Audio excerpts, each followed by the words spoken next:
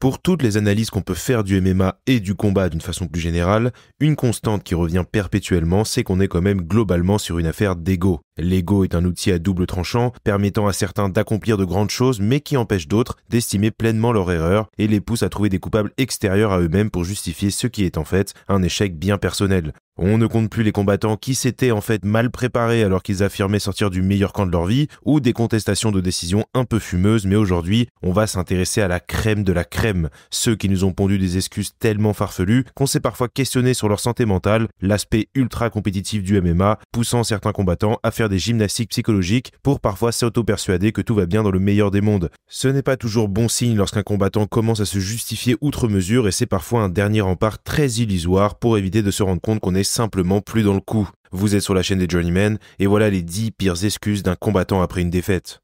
Numéro 10, Colby Covington et Donald Trump.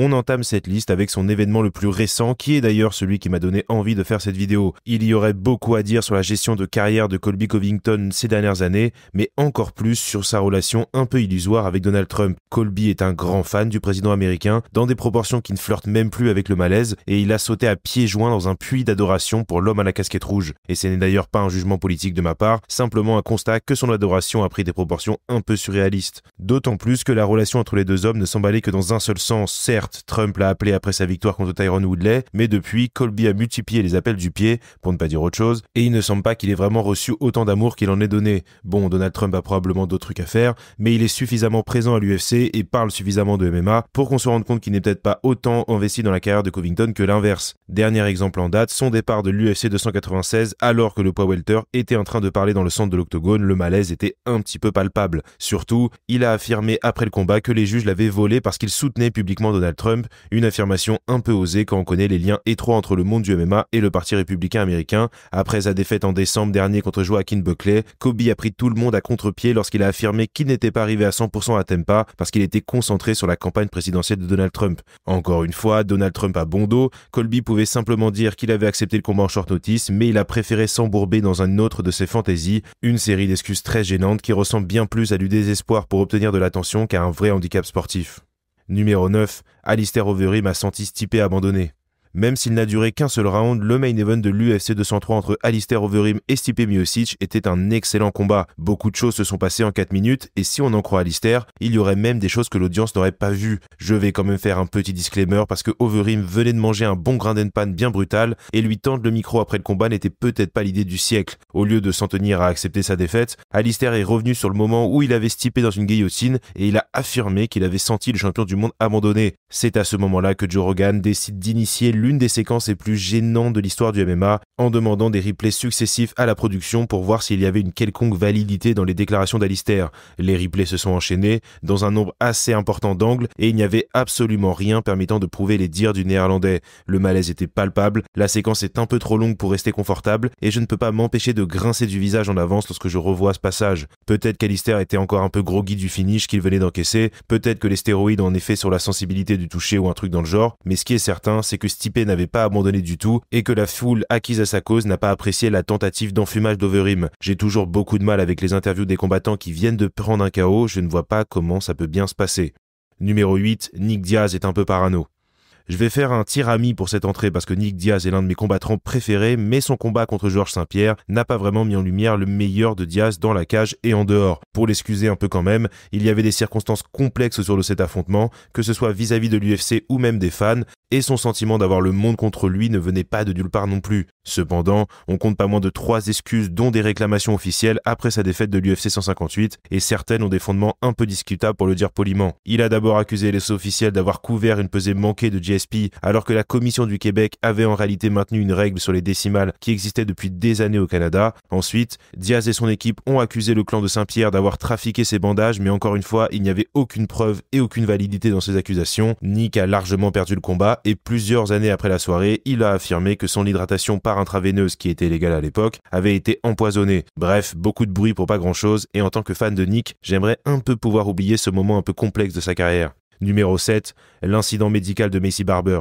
Parfois, les combattants semblent manquer un peu de maturité, et je ne cherche pas à excuser Maycee Barber, mais l'incident de l'UFC 246 est intervenu alors qu'elle n'avait même pas encore 22 ans, et je pense qu'une partie de son comportement peut être attribuée à son jeune âge. Pour ce qui était sa première apparition sur une carte de pay-per-view, Maycee Barber était programmée contre l'ancienne challengeuse à la ceinture des poids mouches, Roxanne Modafferi. Un moment très important pour Maycee qui prenait part à une soirée de Conor McGregor. Elle était toujours invaincue, donc bref, elle jouait gros. Dans le second round du combat, The Future se blesse au ligament croisé intérieur, ce qui, comme on le sait, rend un peu difficile le fait de pouvoir combattre professionnellement dans une cage, mais naturellement, le médecin est venu observer tout ça à la fin du round. Rien d'anormal, il fait simplement son travail, mais après avoir perdu le combat par décision unanime, la combattante ne semblait pas trop en accord avec cette intervention médicale. Elle a blâmé le docteur de l'UFC pour cette intervention, indiquant que sa présence dans l'octogone avait donné des indications à son adversaire sur sa blessure et que c'était l'unique raison de sa défaite. Bon, déjà n'importe quel spectateur regardant ce combat est capable de voir que quelque chose ne va pas dans le second round, mais surtout, encore une fois, le médecin fait simplement le travail pour lequel il a été mandaté par la commission. D'ailleurs, Modafferi n'a absolument pas changé sa stratégie dans le troisième round, mais cette histoire a pris une proportion toute nouvelle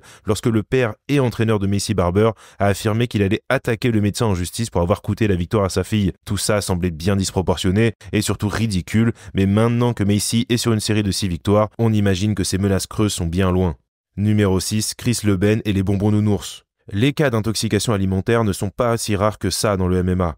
La nutrition d'une manière générale est un sujet qui revient souvent sur la table et les combattants mettent leur corps à rude épreuve en faisant des longues diètes et des weight cutting, exception faite bien sûr de Roy Nelson qui est notre animal totem à tous. Mais rarement, cette excuse n'a semblé aussi ridicule que lors de la défaite de Chris Leben contre Brian Stann. Leben était un véritable vétéran en 2011, c'était un combattant extrêmement coriace avec une très grosse expérience du plus haut niveau. C'est pour ça que ça a un peu surpris tout le monde lorsqu'il lui a attribué sa défaite contre Stann à une envie incontrôlable de bonbons aux nounours la veille. Selon lui, son corps aurait atteint un niveau de manque de sucre impossible à contenir la veille du combat et il aurait englouti des quantités assez conséquentes de chocolat, de glace et donc de ces fameux bonbons nounours. Cet excès soudain de sucre lui aurait causé d'être complètement hors de son combat de l'UFC 125, entraînant donc sa défaite. Autant dire que tout le monde était un petit peu suspicieux de cette justification. Une explication qui avait un peu plus de substance pour beaucoup en revanche, c'était simplement que Chris avait un peu entamé son déclin de fin de carrière et surtout qu'il payait la prédictibilité de son style de combat. L'histoire leur aura un peu donné raison, car Chris ne remporte qu'un seul de ses 5 combats suivants, et pendant un temps, les fans se sont bien marrés de cette histoire de bonbons.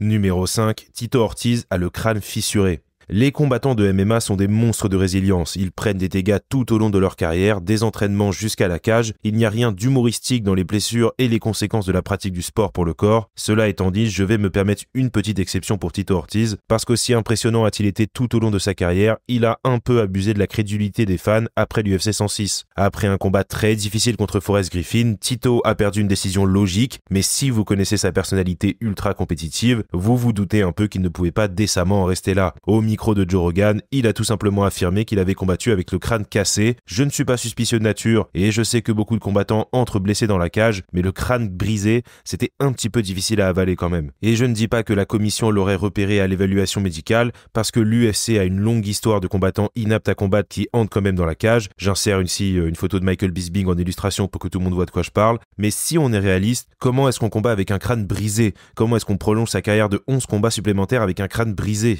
Il y aurait beaucoup à dire sur la nature de Tito Ortiz, mais disons qu'on peut affirmer sans exagérer que ça doit être difficile pour un combattant qui a toujours été si provoquant dans la victoire, d'enchaîner les défaites et de se sentir vieillir. Je vais présumer en espérant que le ciel ne me tombe pas sur la tête, mais Tito Ortiz n'avait probablement pas le crâne brisé avant l'UFC 106, il a juste perdu et il allait chercher l'excuse la plus assourdissante possible. Pour sa défense, il est revenu sur cet incident une dizaine d'années plus tard, en admettant à mi-mot qu'il avait un peu exagéré ses pépins physiques, mais il a aussi remis en cause la décision immédiatement, comme quoi Tito Ortiz retombe toujours sur ses pattes. Numéro 4, Tiki Gones invente sa propre réalité. Comme on l'a vu avec Alistair Overeem un petit peu plus tôt, certains combattants sont prêts à prendre le risque d'affirmer des choses qui sont pourtant vérifiables très simplement après une défaite. Rarement cela n'a été autant le cas qu'après l'UFC 40 et la défaite de Tiki Gones contre Robbie Lawler. Encore une fois, il y a l'élément vient tout juste de prendre un KO qui entre en compte, mais pour le coup, c'est le cœur même du problème. Alors que Tiki disait à qui voulait l'entendre que Robbie Lawler n'était qu'une hype passagère, il a mangé un KO extrêmement brutal au bout d'une grosse minute de combat avec 2-3 coups en trop pour la bonne mesure, une victoire sans contestation possible, ou du moins c'est ce qu'on croyait tous à l'instant T. Alors que les interviews d'après-combat se déroulent, un micro est tendu à Tiki pour lui demander s'il trouvait toujours Robbie un peu surcoté après cette cuisance défaite. Encore une fois, il ne faut jamais tendre de micro à un combattant après une défaite par KO, mais la réponse du poids welter était plutôt surprenante. Au lieu de ravaler sa fierté et de féliciter Robbie pour sa victoire, il a réaffirmé que Ruthless n'était pas si bon que ça et a prétendu que le combat avait été arrêté à cause d'une coupure et non pas un KO. Une affirmation qui a un peu confus tout le monde parce que la terre entière avait vu le déroulé du combat et la finalisation de l'affrontement. Difficile de savoir ce qui est passé par la tête de Tiki à part le point de Lawler, mais il ne semblait en tout cas pas prêt à reconnaître sa défaite, une situation d'autant plus gênante que les deux hommes se tenaient littéralement côte à côte. Numéro 3, le coach de Fedor dénonce de la magie noire. Petite exception pour cette entrée parce que les déclarations ne viennent pas d'un combattant, mais bien de son coin. Mais vu la teneur des accusations de Vladimir Voronov, j'étais obligé de l'inclure dans cette vidéo. Pendant près de 10 ans, il était plus ou moins acquis que si Fedor participait à un combat, il en sortirait vainqueur. Mais en 2010, le Russe a entamé une série de 3 défaites qui a surpris beaucoup de fans. Peut-être était-il sur le déclin, trop de dégâts accumulés ou quelque chose dans le genre, mais après sa défaite contre Bigfoot Silva au Strikeforce, son coach Vladimir Voronov a avancé une autre théorie, celle de la magie noire.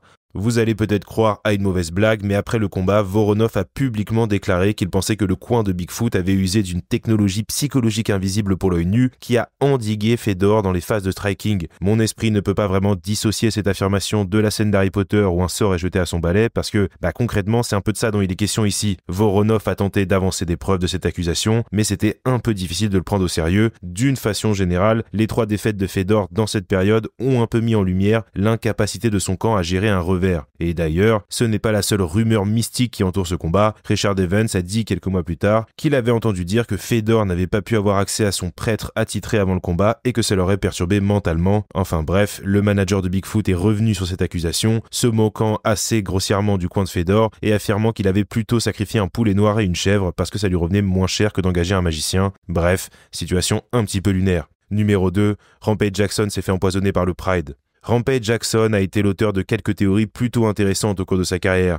Qu'il s'agisse des espions envoyés par John Jones pendant son camp ou de la voix de Dieu qu'il aurait entendue dans sa tête en 2008, Rampage a un panel d'affirmations qu'il est quand même très dur à démêler. Mais pour ce que ça vaut, l'une des plus curieuses et qu'il a défendue avec le plus d'aplomb, c'est l'empoisonnement par le Pride. Pour contexte, il était sur le point de faire ses débuts dans l'organisation et il allait affronter Kazushi Sakuraba lorsque l'incident se serait produit. Il faudra attendre plusieurs années après sa défaite contre le japonais pour entendre la première version de cette excuse. Le Pride aurait empoisonné son room service parce que l'organisation voulait assurer que Sakuraba sorte vainqueur de ce combat. Alors attention, le Pride c'était pas exactement le Mickey Club, mais au vu de la tendance de Rampage d'inventer des choses un peu farfelues, c'était difficile de trouver cela crédible. Surtout, il faut le dire, qu'il avait l'air en pleine possession de ses moyens lors du Pride 15 et que si c'est à ça qu'il ressemblait lorsqu'il était empoisonné, c'est quand même assez impressionnant. Numéro 1, Paulo Costa était bourré.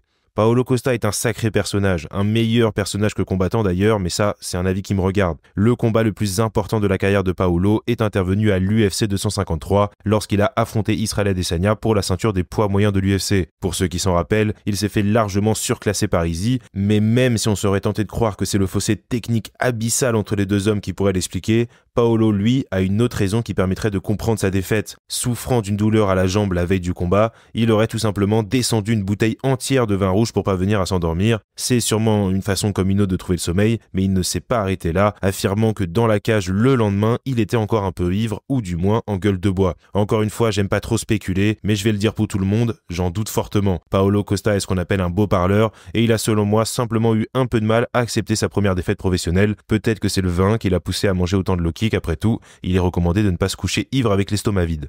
Merci à tous d'avoir suivi cette vidéo, n'hésitez pas à vous abonner, à liker si jamais ça vous a plu, et à donner vos avis en commentaire bien sûr. Nous, on se reparle très vite, salut les gars.